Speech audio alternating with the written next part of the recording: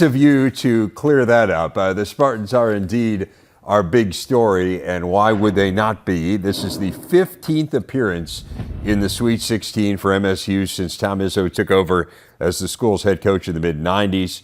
Only the bluest of blue bloods, Duke, Kansas, and Kentucky, have more, and they are ahead of North Carolina in that stretch. The next Big Ten team, by the way, as you can see at the bottom, is Wisconsin with 10.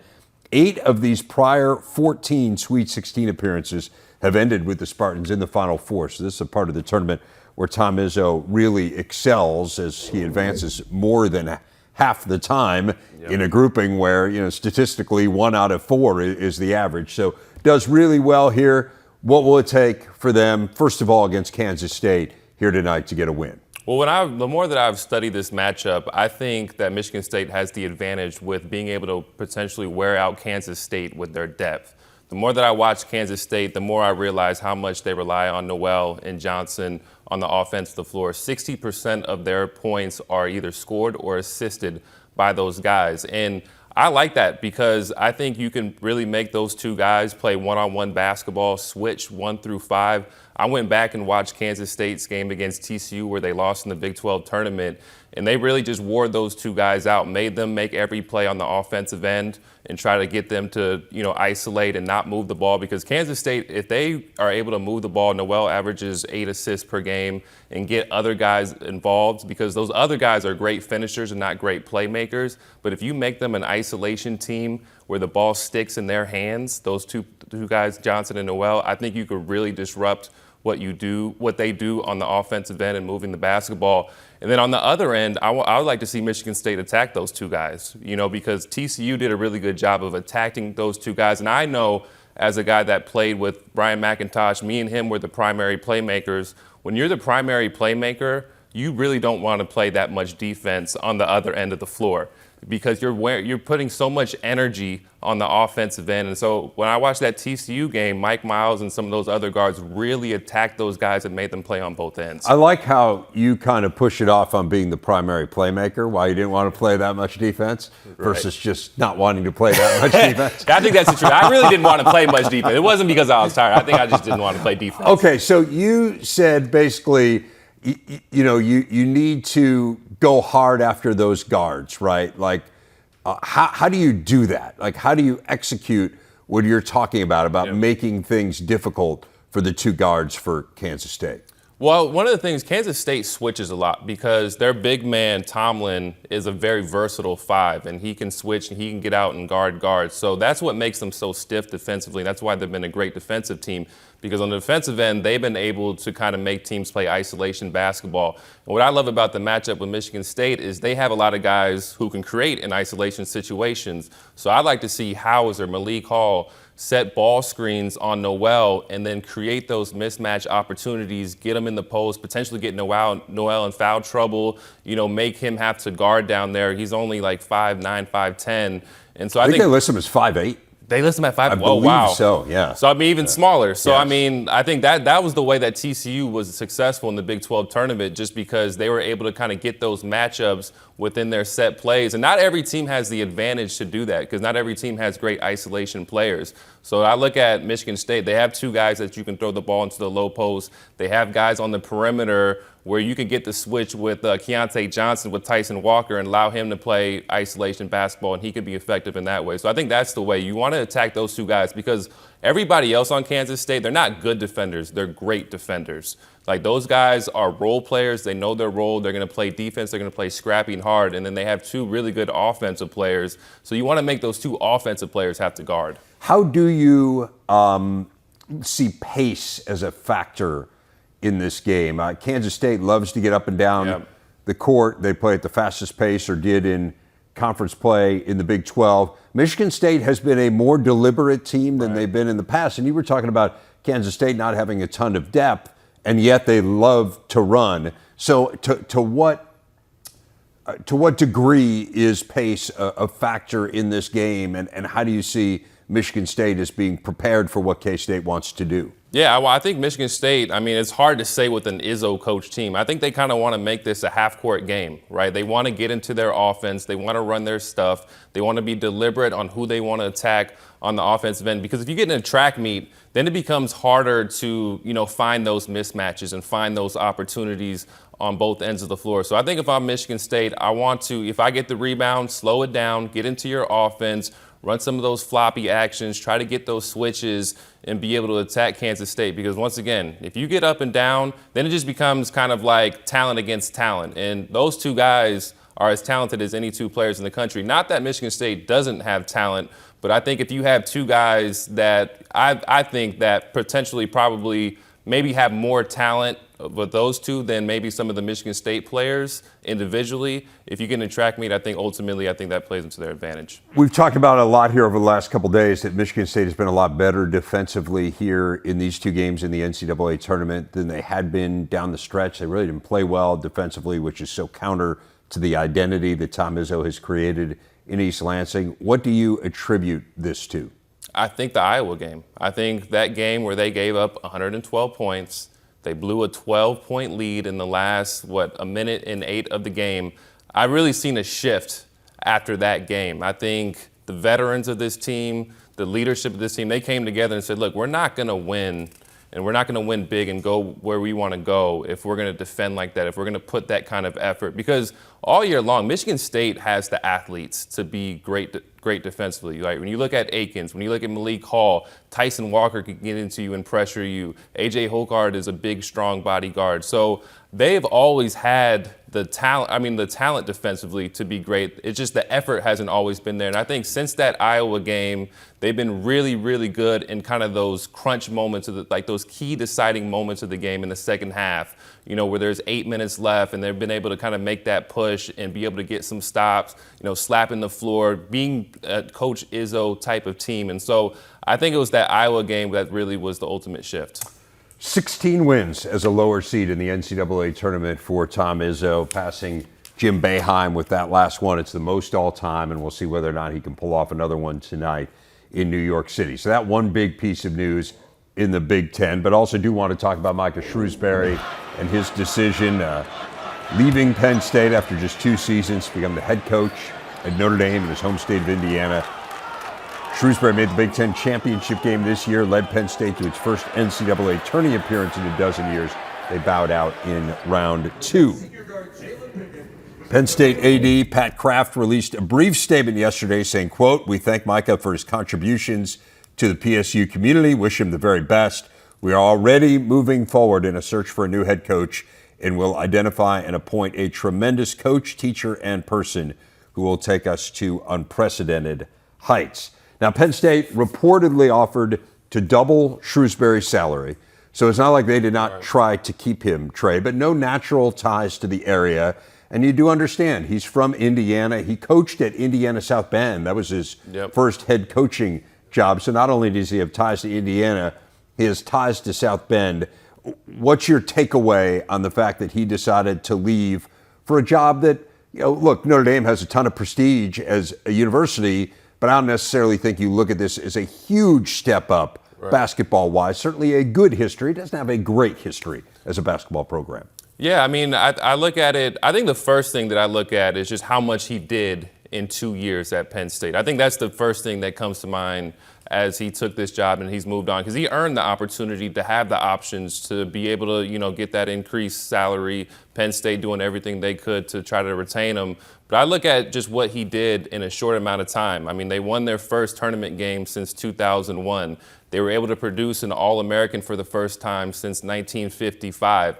And I think offensively, how much improved this team was. Penn State hadn't been in the top 7 in offensive efficiency since 2001, and they were 3rd this year. Wow.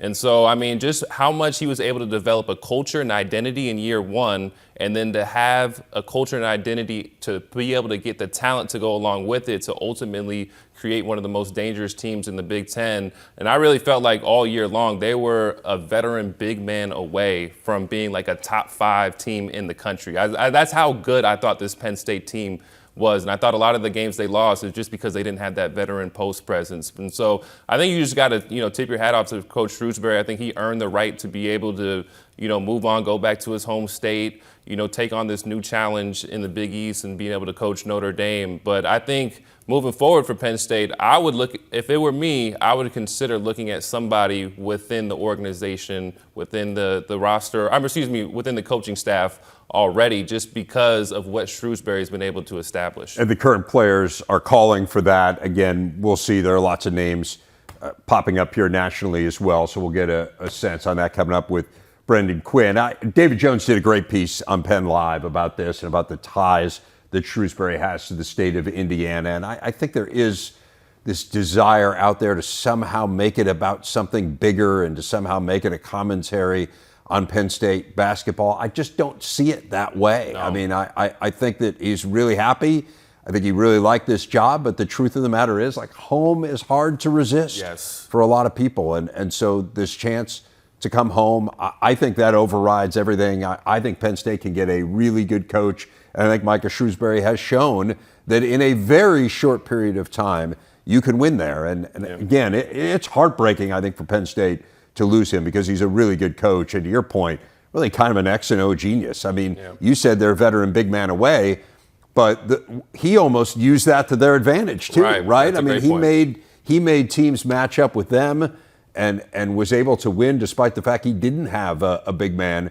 That's hard to do. I mean, he really, X and O-wise, did a fabulous job. And culture building, too. Yeah, I mean, it was both sides. I mean, I think it was both ways. I mean, I thought in year one, it was the culture building, right? Just developing that winning mentality. We know Coach Shrews came from the Celtics and, has been on some successful teams.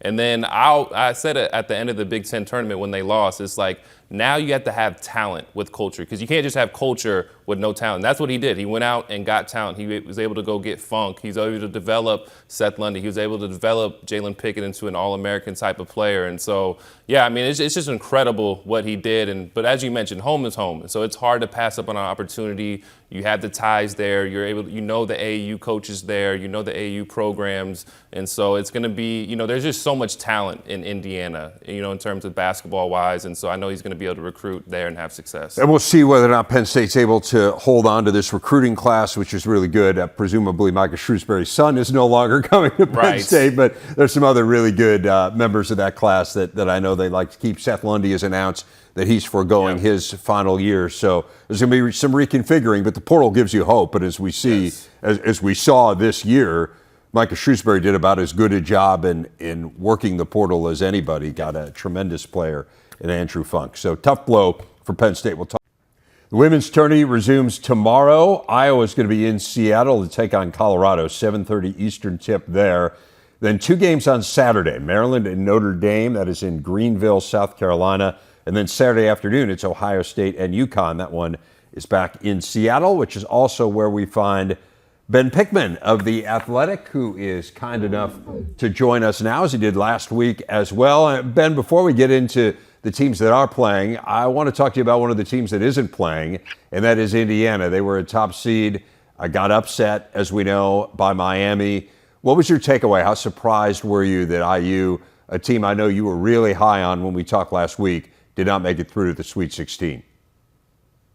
I was certainly more surprised that they lost than Stanford, right? You look at Stanford, they're a team that, had some shooting variance, was not the best three-point shooting team. They played a lot of low-scoring games this year.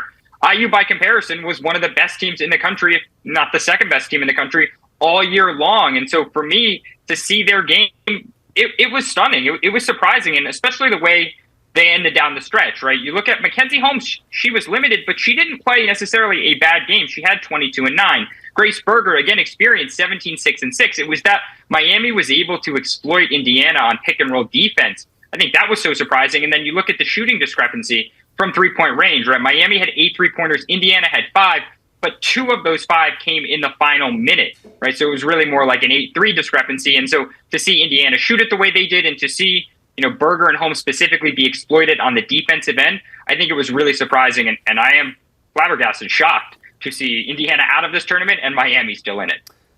Again, first time in 25 years we've seen 2 1 seeds fall before the Sweet 16. You mentioned Stanford going out as well. That is good news, of course, for Iowa. What do you make of their moderately close call against Georgia?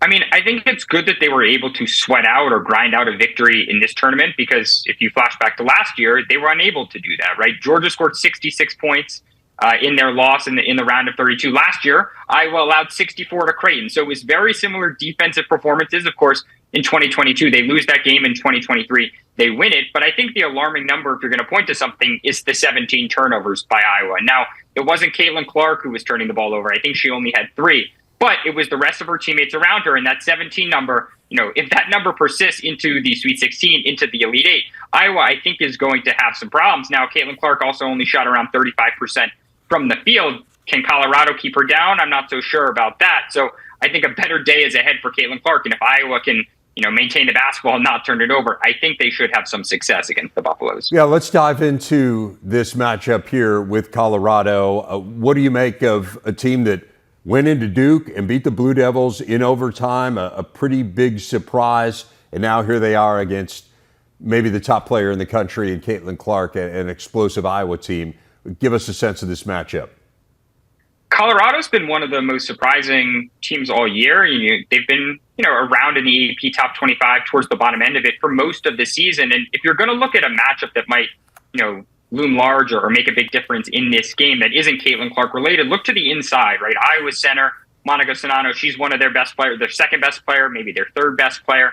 And Colorado, they have a center named Quinn Miller, who was a transfer from Washington, and a lot runs through her. When she's succeeding, they tend to succeed, right? She had 17 points and 14 rebounds against Duke in that round of 32 matchup. But if you look at the 4 games prior to that, she had not combined to score 15 points. She scored less than 15 in those 4 games. But in games in which she has scored more than 15 points this season, Colorado is 10-2. So if Sonano is able to kind of stifle and limit Quay Miller's production, I think Iowa has a pretty good shot. Plus, as we mentioned, a Caitlin Clark bounce-back game should put Iowa in a pretty good position to advance into the Elite 8.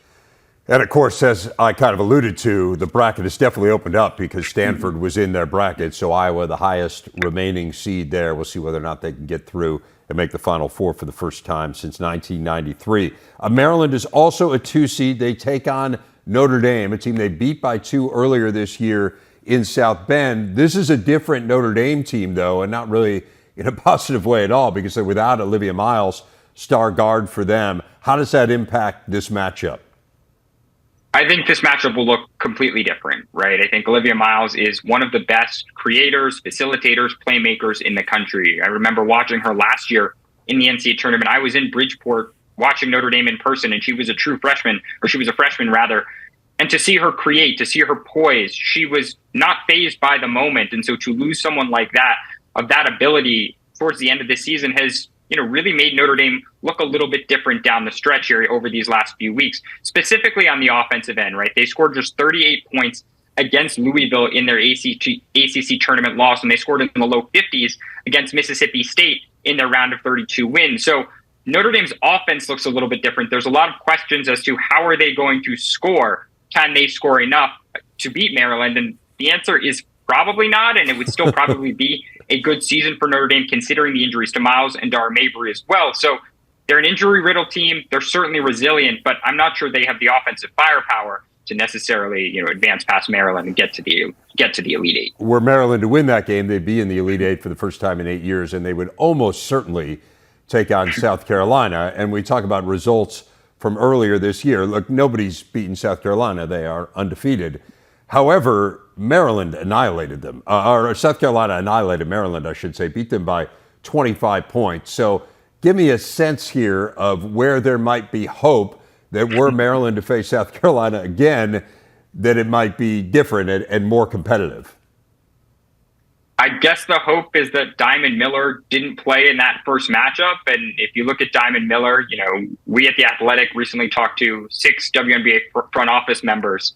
And pretty much all of them said that she's the most athletic, or her and Aaliyah Boston are the most athletic players in this upcoming WNBA draft. And they all kind of marveled at her athleticism and her ability to kind of create and her WNBA pro readiness. Diamond Miller, though, not really a 3-point shooter. She can certainly score on the offensive end, but she's going to need to have a really big game. The problem is South Carolina has a number of kind of long athletic wings that they can throw at her. So I don't necessarily think she's going to have an easy game. And then on the inside, the big question is, how is Maryland going to stop any of South Carolina's bigs, right? You look at the Maryland roster, they're very versatile, they're very switchable. A lot of players are in that kind of 6 foot to 6'3" range, but no one is taller than 6'3". And of course, South Carolina has Aaliyah Boston, who's the best big in the country. And then off the bench, they have 6'7" center Camila Cardoza, who is, not a secret weapon at this point, but she is extra artillery that South Carolina brings in, and she just disrupts games on both offense and defense. So I think Maryland, it will be interesting to see how they try and defend South Carolina's front court. A lot of teams have struggled, and I would expect Maryland to probably have similar struggles in the Elite Eight if they were to match up. There's a reason they're 34-0. They are really, really good. UConn catching fire here late in the season. They've had some injury issues during the course of the year. They take on Ohio State. What intrigues you the most about this matchup from the Buckeyes' point of view against one of the perennial powers, obviously, in the game? Well, Ohio State's strength, or one of the things that has been a calling card this year, has really been that press, and they've certainly disrupted plenty of opponents with their ball pressure and with their full court pressure. For me, I'm interested to see how this UConn team, which has dealt with a lot of injuries but is pretty experienced, handles that pressure, right? I would expect them to do pretty well, right? UConn in their backcourt has Nika Mule. She's one of the country's leading assist players, or she might even be at the very top. She's tenacious. She's aggressive. She's never really fazed by the moment. So I'm interested to see how Ohio State, are they able to disrupt her? Easy Fudd, she's coming off an injury, but she, again, is one of the best playmaking guards in the country, can really shoot it like, the best players around in the nation, men's or women's college basketball for that matter. So, I think this UConn team is experienced. They may not be the most talented group, but it's still UConn. They've made 14 consecutive Final Fours. They were injury-riddled last year. They were injury-riddled again this year. They continue to find ways to persevere, to grind out games. And I think Ohio State, didn't look their best necessarily in the first 2 rounds of this tournament, right? JMU, they were down at halftime. North Carolina, they almost threw the game away in those final few minutes. So I think it is a tough matchup against an experienced UConn team. So I'm interested to see, will we have any, other than maybe Iowa, Big Ten teams getting to the Final Four? I'm not really sure about that one at this point. 14 straight Final Fours is about as absurd a statistic as there is in sports, but that is the reality. UConn has built an amazing dynasty. Ben Pickman of The Athletic, thanks again for your insights on this. Enjoy the games in Seattle. Thanks a lot for having me. Talking about this with Trey earlier, we were concerned about Tom Izzo's team and its defense this year, but has reversed that course in the NCAA tourney, allowing well under a point per possession after giving up more than a point per possession in the regular season, have been particularly stingy in the paint, allowing a dozen fewer points per game. Again, small statistical sample, but they forced significantly more turnovers as well. Really flustered Marquette on Sunday. As promised, Brendan Quinn of The Athletic is joining us. He has taken some time away from partying on the Strip in Las Vegas to talk with us. So that seems like a questionable decision, but we are delighted to have you with us, Brendan. You've spent a lot of time in your career covering Michigan State. Are you surprised at all by this run to the Sweet 16? Well, I think the big question was if they could kind of relocate that defense that made them so successful earlier this year.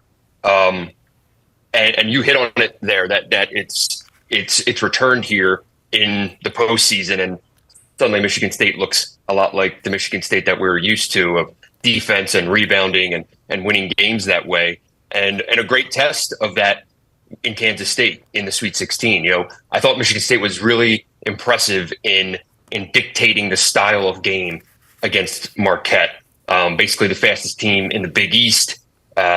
Michigan State kind of imposed its will, slowed that game down, and made sure it didn't turn into kind of probably the track meet that Marquette would have wanted. And that's how Michigan State really survived, going 2 for 16 on threes and able to suddenly kind of score at a really efficient rate with 2-point baskets, which has been something lacking all season. So, I think it was being surprised of them being here. I don't think you're ever surprised by Michigan State, but maybe a little bit surprised in how they did it. This was not riding 3-point shooting like they've done all season. It was really kind of getting back to what the program is built upon.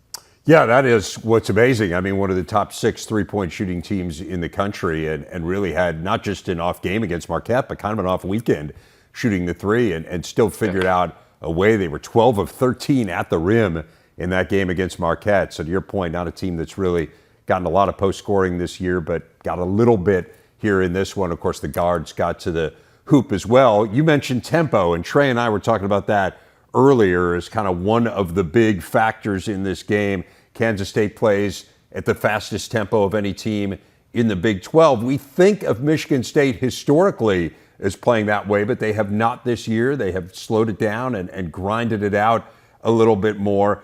You always hear that it's easier to slow it down than speed it up. Do you see tempo again as kind of the biggest differential or difference between these two teams in the same way that you did with Marquette?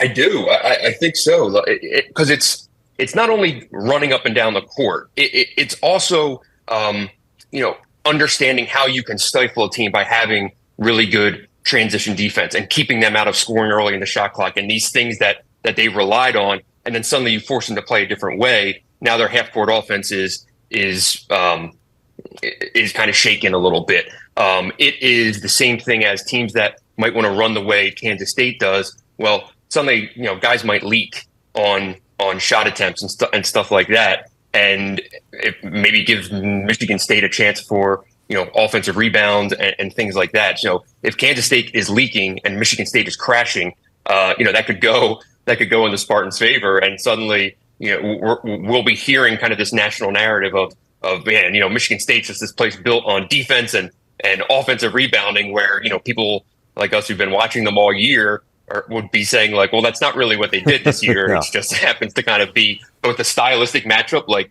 that's kind of the beauty of the NCAA tournament, right? Is the draw in the bracket, and you just never know kind of how that's going to play out. And if you get good matchups, I'm sure other 2 seeds might have not been as good of a matchup for Michigan State as Marquette.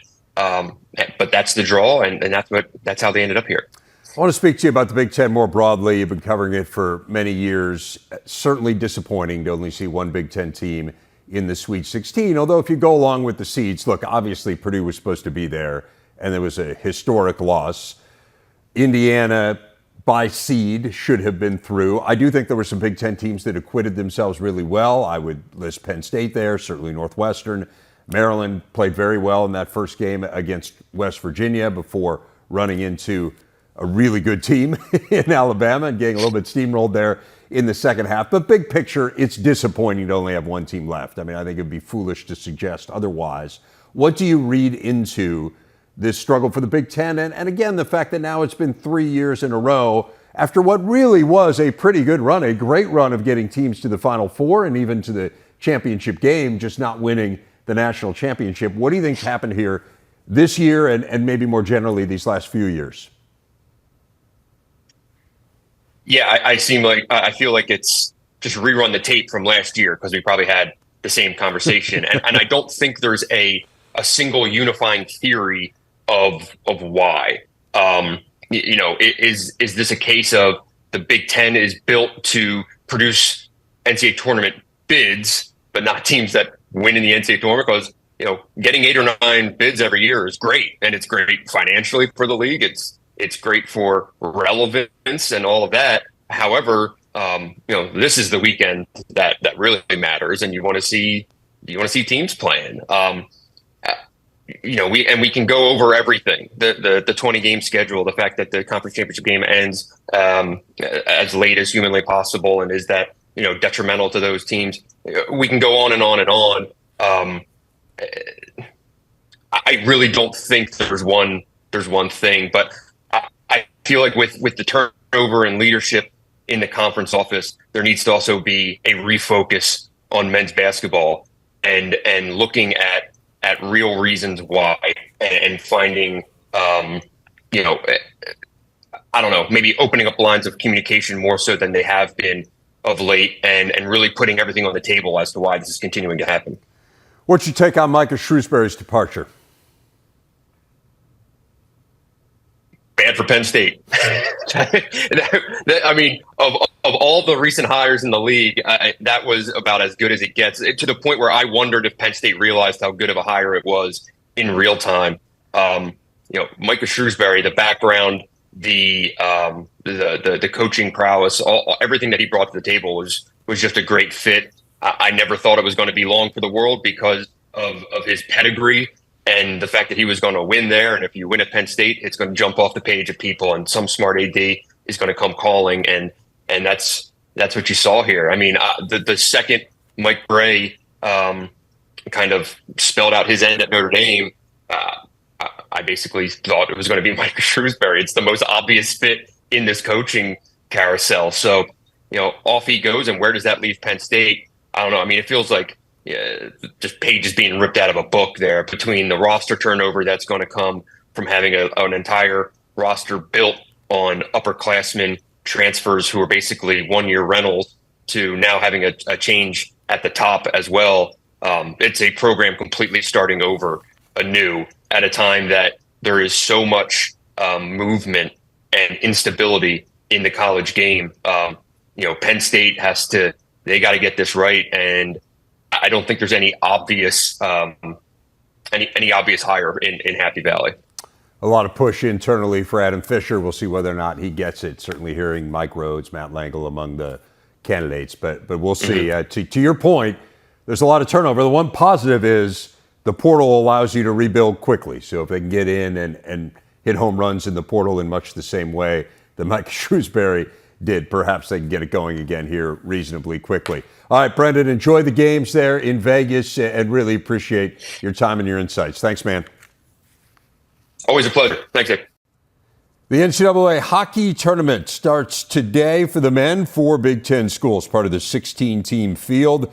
Top-ranked Minnesota has Canisius. That's in the Fargo Regional tonight, 9 p.m. Eastern. Tomorrow, 2-seed Penn State takes on the 3-seed Michigan Tech in Allentown, Pennsylvania. 1-seed Michigan has the 4-seed Colgate. That's also in Allentown. And then also tomorrow, Ohio State and Harvard in Bridgeport, Connecticut. Our buddy Paul Caponigri is covering this tournament. He is in Manchester, New Hampshire, where sadly and somewhat cruelly there are no Big Ten teams. But let's dive in from the Big Ten's point of view here, Cappy. Let's start with Minnesota. They're the number 1 overall seed. As I mentioned, they take on Canisius. You also have Minnesota State and St. Cloud State in that region. What do you think of the path to the Frozen Four here for the Gophers? Yeah, I think it's a little more difficult than maybe they hoped. But, hey, at this point, there's only 16 teams left playing. Everyone is a tough out. If they are to get past Canisius, which would be, if they were to lose Canisius, it would be the biggest probably upset in NCAA tournament history, pretty close to the same thing as what happened to Purdue. So let's not jinx that. But being with St. Cloud and Minnesota State is going to be difficult. Very familiar with both teams, played both of them this year, split with both of them in a home and home. So this will be neutral site, Fargo. They're both pretty evenly close to that city. So fan accounts will be pretty even. So it's going to be difficult, but you know what? This team has been the best team all year. And if they play their best, they should advance. I was a little surprised by that too. I mean, obviously don't know a ton about it, but to see them in a region with 2 teams that beat them this year, a Minnesota State team, I should say, that beat them in the Frozen Four last year. No doubt it's not an easy path. Do you worry about rust at all with the Gophers? I mean, it's amazing. They've only played 2 games this month, Cappy, and that's just the way the schedule is, and it's like that often, particularly if you're the 1 seed in the Big Ten tournament because you get that extra week of bye. But do you worry about that? Not necessarily with this game against Canisius, but just kind of more broadly for them that they haven't played a ton of hockey? You know what? I don't, because for them, they actually were able to get healthier, especially on their D-core with Axel Lacombe was able to come back, Ryan Chesley, and then Brock Faber got sick the week before their game against, I think it was in a semifinal. Michigan State lost 14 pounds, gained 5 of that back last week. I'm assuming he gained some more back. You've talked to Brock. He's a key component to that team.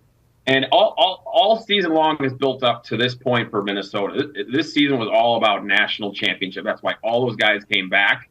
Having played Saturday and now back this Thursday, the quick turnaround, I think they should be back running at all full cylinders. And if, like I said, if they can get that game Thursday, which they should, It should set them up day off Friday and right back at it Saturday.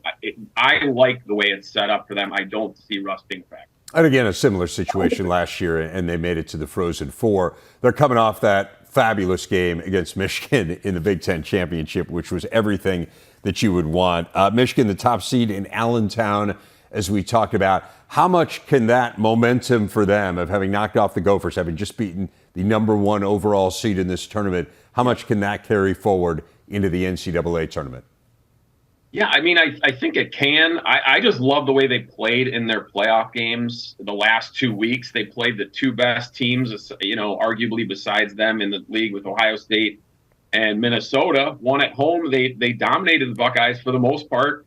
And the two factors for me that make them successful is their goaltending and then their discipline. If they stay out of the penalty box and play unselfish hockey, I don't know if anyone could beat them. You saw last week against Minnesota at Mariucci, they were the better team for the most part of that game, and they didn't get themselves in trouble with bad penalties or stuff after the whistle, and Eric Portillo made the saves he needed to.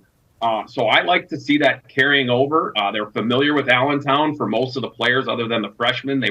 That's where they were successful last year. So I really like what Michigan's set themselves up for in the tournament. Pretty good Colgate team in that first game, a team that's beaten Quinnipiac. Yeah, beaten Harvard, beaten Cornell, so they've beaten some good teams that are in this tournament. We'll see. Everyone's good that's in the tournament. Yeah, I mean, I guess that's the reality of this. If you make it, you're pretty good. You got Penn State, they are slumping a bit. They get Michigan Tech. They do get to play in Allentown as well. How much do you think maybe that home state, does that help them? Is that a big advantage? I think it will. It's just, for me, they are such a question mark coming into this. They have not played a game in 19 days. So you just don't know, because they struggled in the second half. 4-10-1 in their last 15.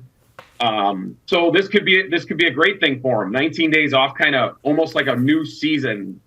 Put that second half aside. This is a new town. They're going to have their home cooking. There's going to be a lot of Penn State fans. They can get off to a good start. And if they could somehow get this game, they could ride that momentum and then the crowd to get them to the final and possibly face Michigan. Which would be great, obviously, from a Big Ten point of view, because it would guarantee one of those teams gets through to the Frozen Four. First time Penn State's been in this tournament since 2018. I want to ask you about Ohio State as well. They're taking on Harvard, a really talented Crimson team. And you go up and down their rosters, 11 NHL draft picks. What do you think of the Buckeyes and this matchup? Harvard, the higher seeded of the two teams. What would it take for Ohio State to knock them off? Yeah, I mean, Ohio State won't be afraid of a team with that many draft picks. They've been doing that all year when you're playing Minnesota and Michigan, so the familiarity with that part will be fine. I think special teams is going to be a big deal in this matchup. Harvard's got a really good power play. They've got first-round talent, as you talked about, but the Buckeyes have the number one penalty kill in the country, and they also have scored the most shorthanded goals. I think we've documented that all year. So if they're able to come out even on the special teams and maybe even as a plus get a shorthanded goal, I think the Buckeyes have a really good chance. I think goaltending is pretty even. Jakubowicz did not have a great game against Michigan, let in a couple goals. I'm sure he wants to make amends. If he can play well, I like the Buckeyes in a game that rides a 5-on-5. If they can do that and then maybe kill off the few penalties that power plays that Harvard gets, I like the Buckeyes' chances. And they're in a good bracket that I don't think they're looking at anybody in that bracket and say, we can't beat them. So, another good chance for a Big Ten team to come out of that bracket as well. Not a whole lot of familiarity there with Harvard. The two programs have not played since 2007. Finally, as you assess the Big Ten as a whole, you've got two teams that are top seeds in their region. What do you see as the likelihood of multiple Big Ten teams getting through here? Yeah, I mean, that's the MO of the Big Ten hockey so far, right? It's either been bang or bust. Either 2 or 3 teams have made it or 0. I think it sets up for a really good chance for the Big Ten to have multiple teams. Like you said, 2 top seeds. You have 2 teams in one bracket that sets it pretty much do the math on that, 50% chance of a Big Ten team coming out of that. And like I just said, with Ohio State, that bracket is set up for any one of those teams to come out of it. So I like the chances. You know, stranger things have happened and we could get 0, but I tend to trend the other way much more, that the Big Ten will get multiple teams going to Tampa. Extra carrot, right? Get to go play in sunny Florida in April. Not a bad deal. Well, it has happened a couple times in the 8 years since the Big Ten introduced hockey. The two teams have gotten through. Honestly, if you get a rematch, that Michigan State-Minnesota game, that was worthy of a national championship. I don't think anyone would complain. Absolutely. Cappy, have great calls in New Hampshire, and we'll look forward to catching up with you as the tourney progresses. Thanks, Dave. You got it.